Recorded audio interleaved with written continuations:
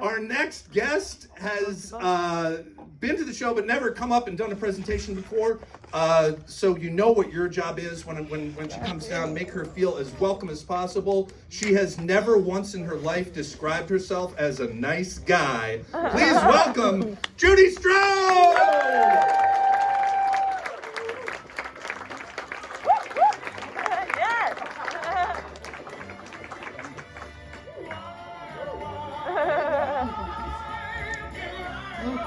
Got this. Mic adjusted, guys. Okay. Okay. So this is me. That's my name. Listen, I don't like true crime. I don't know why Kevin asked me to do this show, and I pitched him my subject, and he's like, "Great, wonderful." So, I'm presenting Eyes Closed, Mute On, Murder4Wimps. I might be the biggest wimp in here. For those that know me, y'all love watching scary movies with me. You can't help but keep trying to show me Freddy Krueger movies because I'm, I guess, entertaining to watch. It's not fun for me. No, it's not. Oh, these are out of order. Here we go. So yes, I'm what you call a scaredy cat. That's my idea in the program. I don't hide the fact that I'm terrified by things. Bugs, the cold, heights, murder, public speaking, spicy foods, you know, you name it. It's all par for the course. But movies are how I get to, you know, connect with people, relate to people, learn about the world, learn about, you know, why people murder. So this guy. So this is what I have learned about murder from fiction. By the way, is everybody hearing me okay? I just feel like the mic. I don't know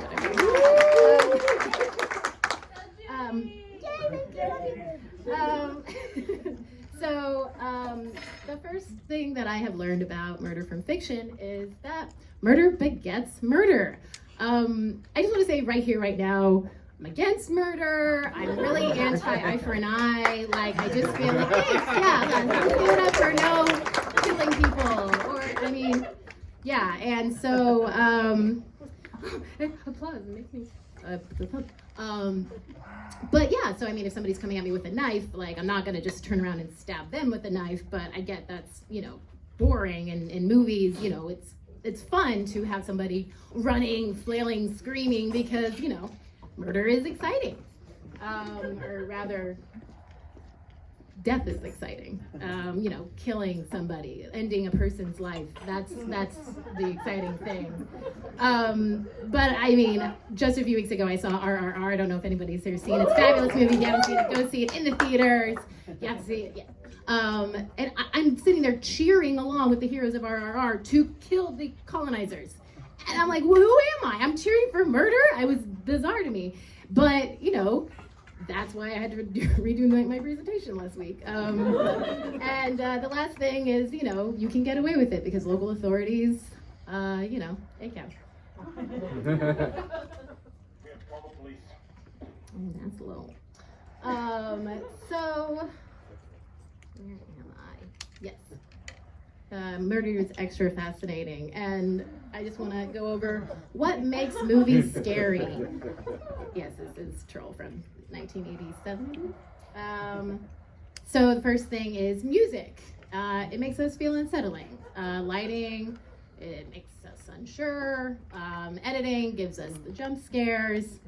Special effects give us the gore, and characters give us empathy.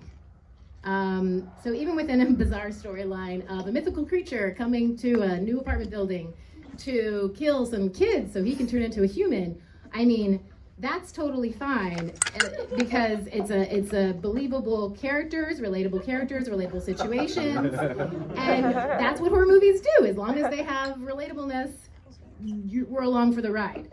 Or maybe you people are, I don't know if I am. And you know, the relatable situation there is 6-year-old girl. I was a 6-year-old girl when I watched it. Older brother, moved to a new apartment. Like literally all these things were happening to me. I watched this movie, it super fucked me up. Troll. The more we believe in what we watch, the more our instincts will rule our rational thoughts that it's just a movie. So, yeah, 6-year-old Judy's first scary movie, first instance of being afraid of death, being afraid of being murdered as a 6-year-old. I perhaps, developed my present anxiety, or made me an empath. So empaths dislike horror films because they react negatively to the suffering of others, whereas horror fans really like watching these suffering movies. So that just always makes me curious about people who like watching murder, or true crime, which I don't fucks with, but I'm excited to be at this show. So yes, why do we like being scared? Horror fans, I would say, are a sensation-seeking personality, adrenaline-seeking personality. They desire to feel fear. So when people watch movies and murder scenes, the heart rate, blood pressure, and respiration increases, or when you're giving a speech in front of a bunch of people. And they release the stress hormones, dopamine, cortisol, and adrenaline. Now, dopamine is used to send messages between nerve cells, released when your brain is expecting a reward. Cortisol triggers the release of glucose from your liver for fast energy, like waking up, exercising, and acute stress, like running from a serial killer trying to murder you. I had a whole joke about acute stress because Michael Myers is acute stress. Thank you. Adrenaline is known as the fight or flight hormone, which helps your body react more quickly. So fear floods our brains with these feel-good chemicals when it's not a genuine threat, like riding a roller coaster. Scary movies let us experience heightened sensations, but in relatively safe environment. And then at the end, as much as like a scary movie, everything goes back to normal unless something bad happened. So when I was, researching this, I found activities that cause adrenaline rush. Adrenaline, evolutionary purposes. Some people, like you people, love the adrenaline rush, and I just love that the very first one was watching a horror movie when like all these other ones can actually cause death. I mean, cage diving with sharks is on the same level as watching a horror. I don't even understand people sometimes. Like how you can't die watching a movie, right? And then I found this. And now I'm extra like, I am not ever gonna watch that movie. I mean, I know y'all been trying to get me to, not gonna do it. So where are we? So yes, this was another terrifying movie from my childhood that I could not handle. Yeah. How to get away with watching murder. Oh, I'm so happy this graphic came through. No. So my first advice on how a wimp like me, and maybe some of you, can watch a scary movie is to spoil yourself. Just watch the Wikipedia, or read the Wikipedia. I guess you could watch it too. I don't know what other people use Wikipedia for. I use it to read about The Quiet Place and to understand what things are gonna happen when I wanna go watch movies with my friends and not be super tense the entire time. Although I guess that's maybe how I get my heart rate up to those 164 hereditary levels. I mean, literally 100 minutes in and 164 beats per minute. No, I'm not seeing that movie. So that's easy. That's, just going to the internet. The other thing is wait for the beat to drop. Now, I know you guys know what I mean, which is, the music's going, it's sounding good, it's a little tense, so you're getting excited to watch it, and then it stops, and we have to wait for the actual thing to stop, and then when it stops, that's when you have to go and cover your eyes and Venetia Blind style, look through between the pupils, and you just look down, just like old IMAX, right? Cover your eyes, don't let the motion of the world get to you, just tune it all out. Candyman. I feel like I watched Event Horizon and Candyman within the same month in high school, and I was just like, nope, I'm done. No more scary movies until late in film school. Yeah. So where are we? While watching anything that is of the horror thriller genre, it's not hard to assume that every moment could turn out bad. It's infuriating just watching these. But you know what they always say? No time for stewing when you're focusing on pooing. Or as your mother's Bible would say, yesterday's history, tomorrow's a mystery. Today's a gift, which is why we call it the present. So stay present. Accept the fact that something terrifying is going to happen. Accept the fact that you can't control it. Don't worry about it. Don't try to predict. Don't just think of how you're gonna feel afterwards, because you're gonna feel like shit because you're watching a scary movie. Just like be present, treat it like an individual moment, like a gift, like a nice little shit. I mean, nice shit is like the best gift ever.